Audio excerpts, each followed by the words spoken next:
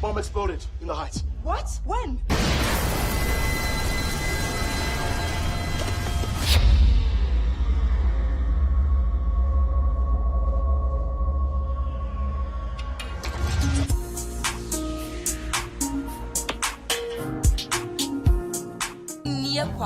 Yvette burned down my coffee shop.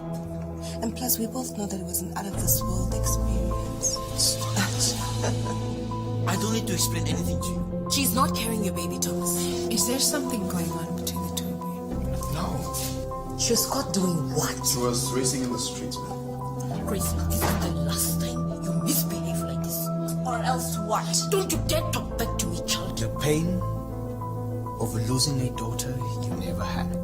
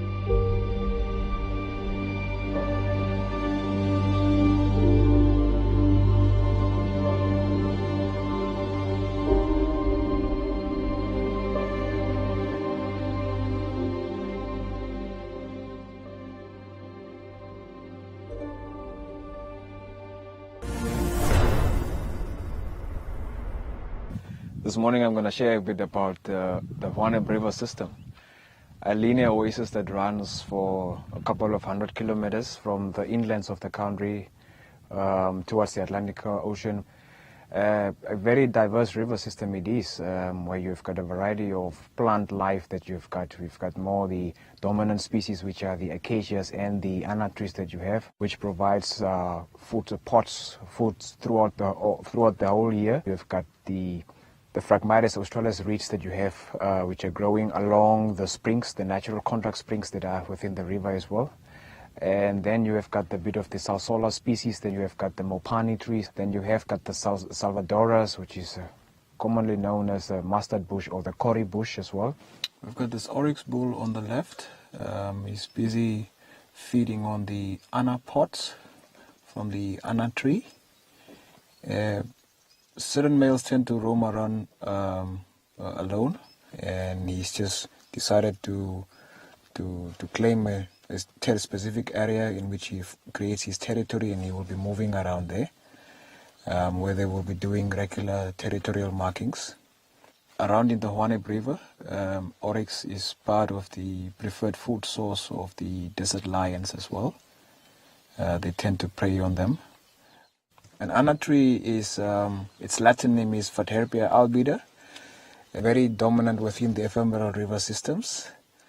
They do have got extensive root system, whereby they tap into the aquifers or the water tables within the river systems, and they are providing a major food source within the river system. Whereas the giraffes, they browse on them, the elephants, they browse on them, the oryx, they feed on their pods. The pods, with the southwesterly winds, typically starting in the afternoon, anytime as of 2 o'clock, between 2 and 4-ish, that's when the southwesterly wind starts to pick up. And they are a major force driving the pods to start falling on the ground and that's how the animals get to obtain it from the ground. And another source as well is the elephant bulls that will be trying to get up on their hindquarters, and then they would pull off some branches, or they would be shaking some of the anna trees so that the pots can fall, and then you would occasionally find that the bulls are the ones that tend to do that mostly. In terms of the geological features that we find around in this area is one of the oldest geological features that you find within the country as well. It's known as the Epupa sequence, which is running from the Kunene River, southern Angola, Kunene River, all the way down up until around this parts, stretching through into some other parts of Namibia as we have as well. So mostly we've got mica schist and we've got gneiss, and then in some of the places that we've got a little bit of slate, which are interesting geological formations. So from the eastern side, it's more pronounced mountains that you have, high ridges that you have, that is forming the northern bank or the southern bank of the river as well. In certain parts of the river, you've got these conglomerates that are forming around, almost like where we are currently. And then moving on down the river, you've got more where the mountains are now disappearing. You've got more pronounced silt sediment banks that you have got. That is really where the river has managed to cut through that deep sediment in order for it to make its way towards the Atlantic Ocean. But there came a time whereby the accumulation of sand took place and it blocked that river to continue towards the Atlantic Ocean. And that's how the floodplains was formed. Whereas you've got a unique ecosystem within an ecosystem that you have got there.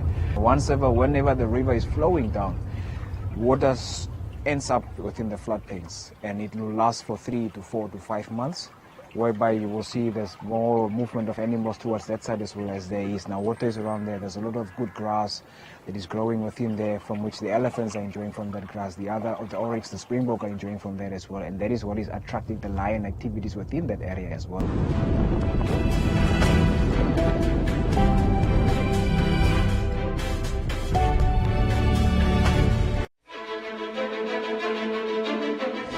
Beneath me is one of the mightiest rivers in Africa, the Orange River. Not only is it known for its life-giving force that it gives to all South Africans, it also marks the start of the most grueling outdoor cooking competition that you've ever seen, the Ultimate Braai Master. Months ago, thousands of South Africans from all walks of life entered the audition rounds to see if they could cook, barbecue, or braai their way into this game.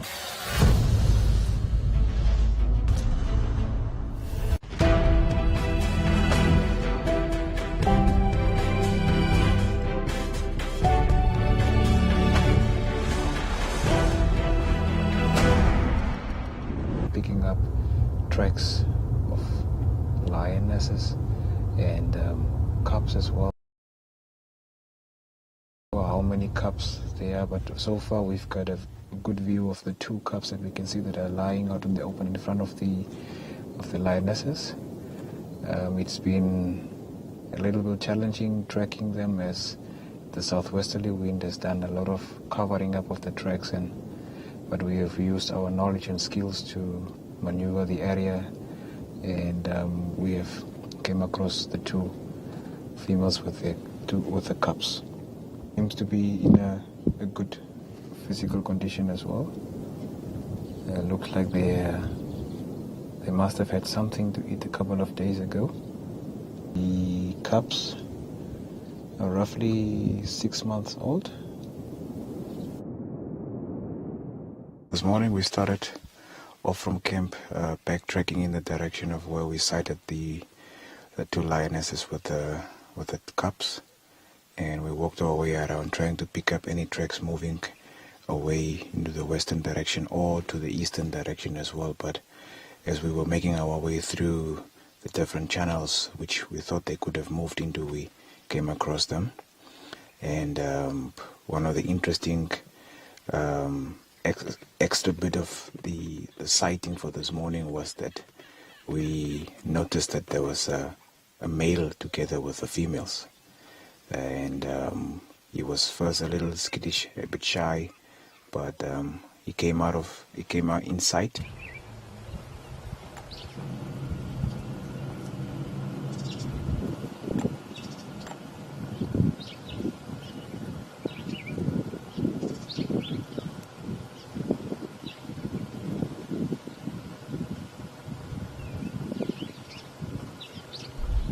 Yesterday the approach was from about 150 meter distance that we approached them, and then we just kept it at that. But today Once we sight them, it was more like a 70-meter range that we had, and slowly we have walked our way in, and now we are roughly at 35 meters away from them, as they are very relaxed out in the open and just viewing us, monitoring our movement as we are monitoring their movement as well. You've got different ephemeral river systems that you have within the country, but Hwanep seems to be the one that really stands out, as it is having a high number of wildlife that frequents the river system as well. You've got a resident elephant herd that you have as well that is more based here. They will be, the only time that they will be moving out of the river majorly is whenever the river is in flood. Then they would use, the ancient routes that they used to move around to different parts where there is some water and then where is some feeding grounds as well. That's how they will be moving out of the river system and then coming back.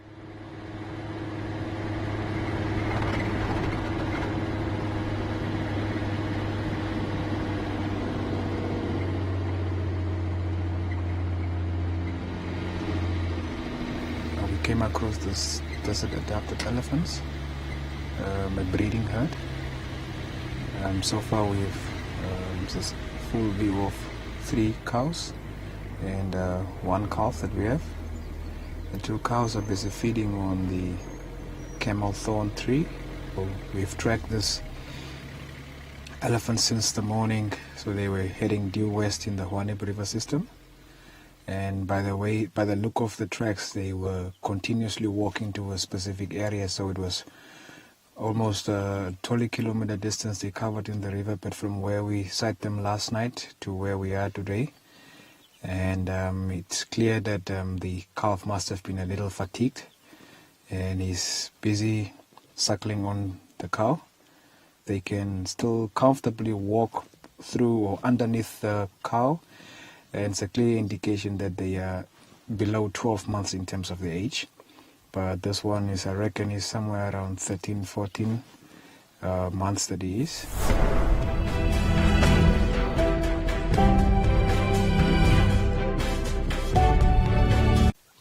Another interesting factor with the desert adapted elephants is that they are the same species as the savanna elephants that you find.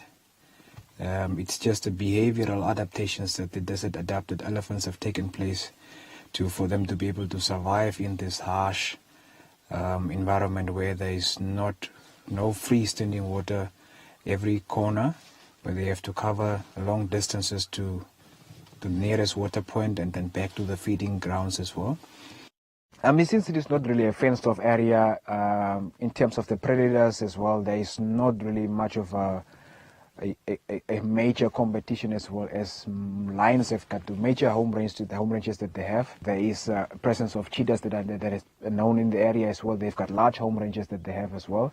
Then you have got the leopard activities that are slowly starting to become evident, that there is also a population within the different pockets within the desert that you can find leopard activities as well.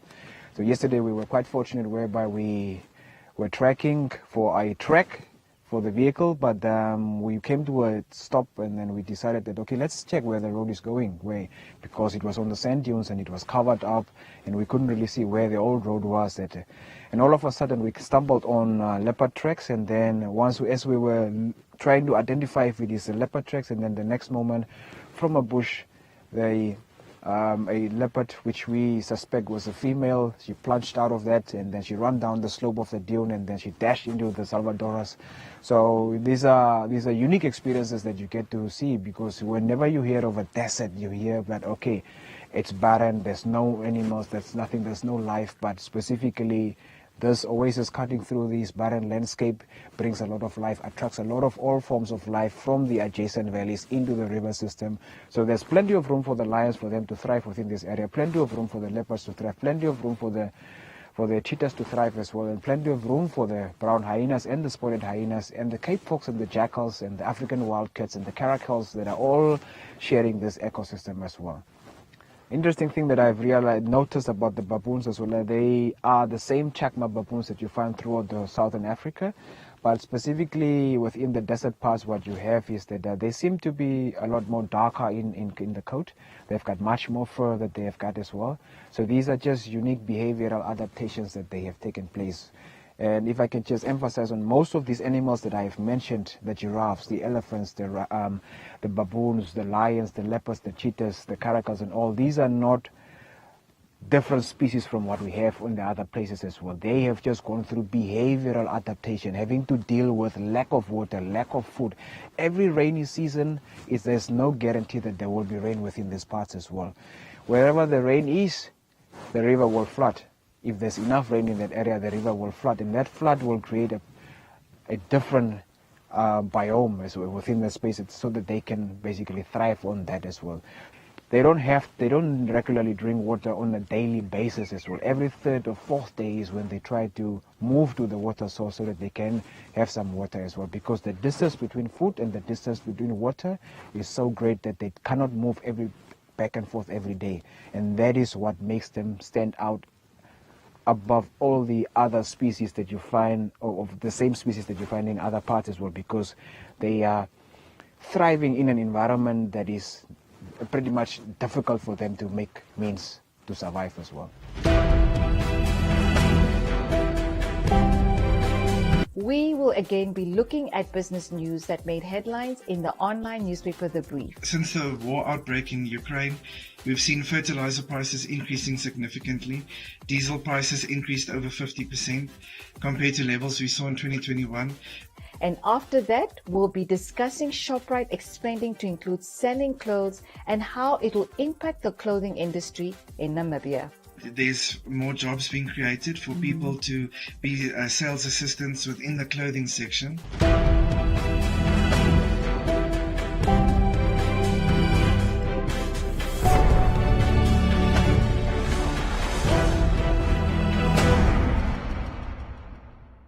The desert-adapted lions in Namibia are unique for the species. It's the only place in the world where lions live in such extreme desert environment, and that they also go onto the coastline. It's the only place where you can see free-roaming wild lions on a beach.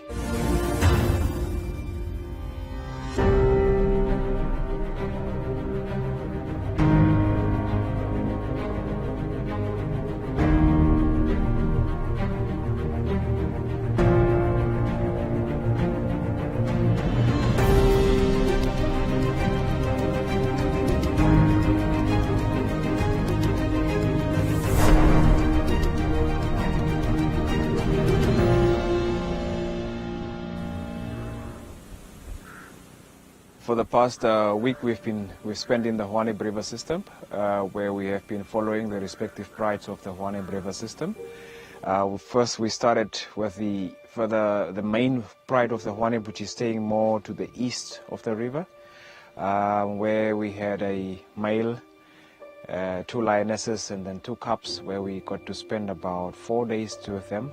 From there, we focused our attention on the floodplains pride, because the floodplains pride had to break into 2 parts as well, whereas Alpha and Bravo, the 2 sisters of Charlie, had moved off towards the dune fields, and into the dune fields they started to hunt on cormorants by the Awasa Springs, and then from the Awasa Springs they ventured westwards, and then they made contact with the ocean, and then that's where they were preying on the seals, more cormorants and some beached whales and so on. That's what they were, marine diet that they were basically having. So they've really found an alternative food source at the coastline.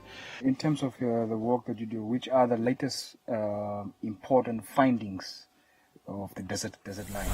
Alpha, one of the most important future aspects of the desert lions and the lion population is the fact that they are starting to utilize the marine food resources more frequently, and that I do believe has 2 very, very important elements to it.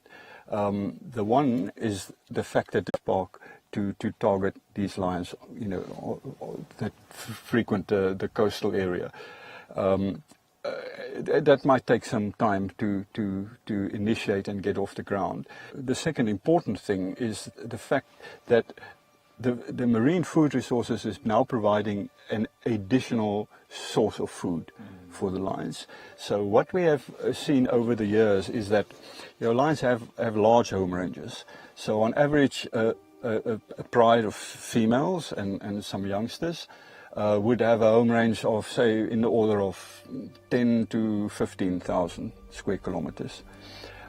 It has to be that large because seasonally prey animals could move out of the area, so they need to have a large area that they can access. And in times when prey are scarce, lions tend to have been moving towards the inland area and livestock, because they have this mental memory, these hotspot memories of where they found food. So if they're struggling to find food in their natural area, they inevitably migrated to human settlements and started killing livestock, donkeys, and then that created a problem, and inevitably those lions would be shot.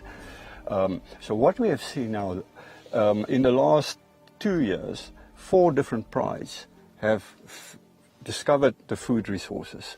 So essentially you have these 4 prides that are now utilizing the coastal zone down here.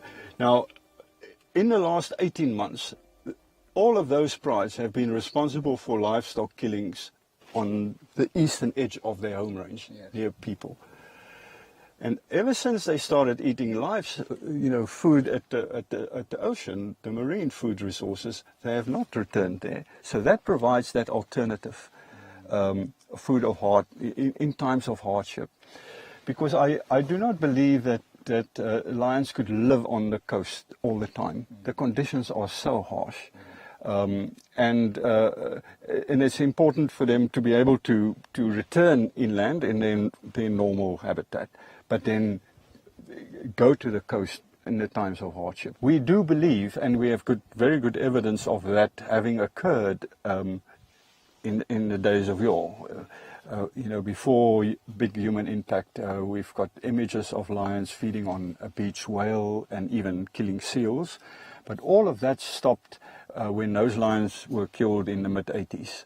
So it took the lions not very long. It took them about 15 years to repopulate the area all the way down to the coast.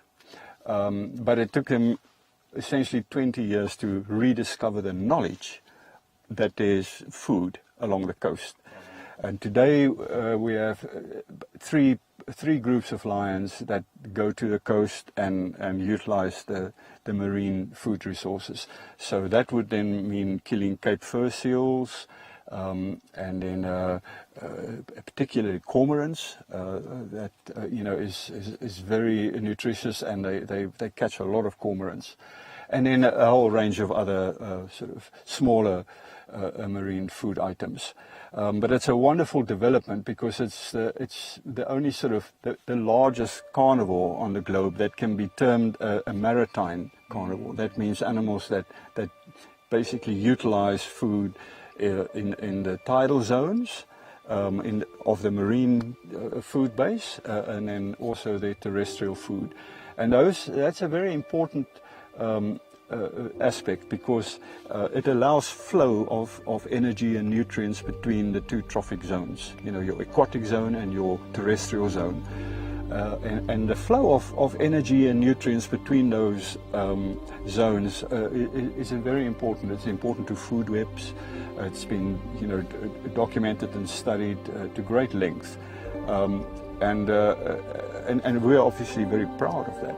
There's an enormous tourism potential and value in that. It's a growing development, and we, as much as we possibly can, we want to try and protect that and even promote the animals utilizing that coastal zone. So in time I do hope that the authorities will make some clever decisions in that. We would certainly provide them with all the necessary information, movement patterns of the lions, and the potential of developing tourism activity there. And together with some of the big tour operators, I think some clever decisions can be made, and that would certainly do a lot of good for both the Skeleton Coast Park, the lion population, and Namibia as a whole.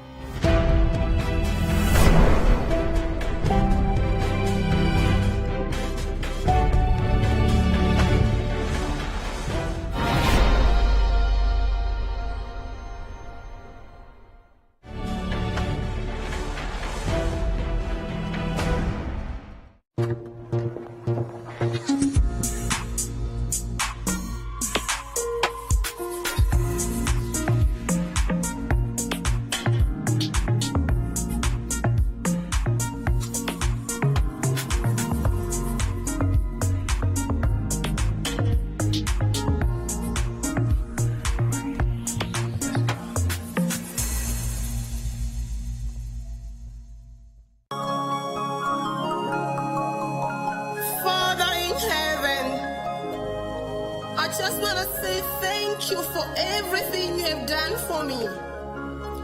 You took me from nothing to something. I'll sing for you and let your name be glorified. Amen.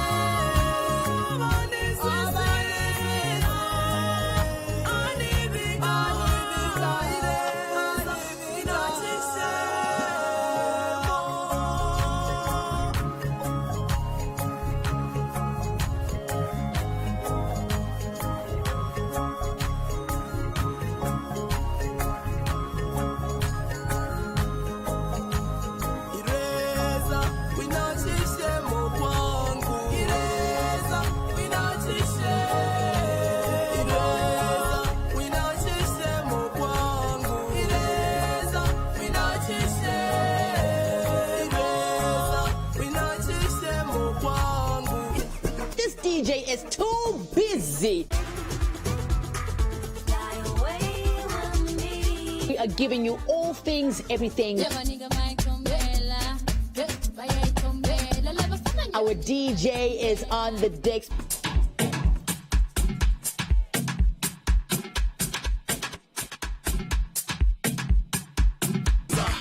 Join me, Sheulenga, for all this and more on the Tribe, exclusive to One Africa TV. Join Trezor every weekday from 10 a.m. to 2 p.m. on the nation's favorite radio station, playing the best hip-hop, urban, Afro, and R&B on 99 FM. 99 FM. Be inspired.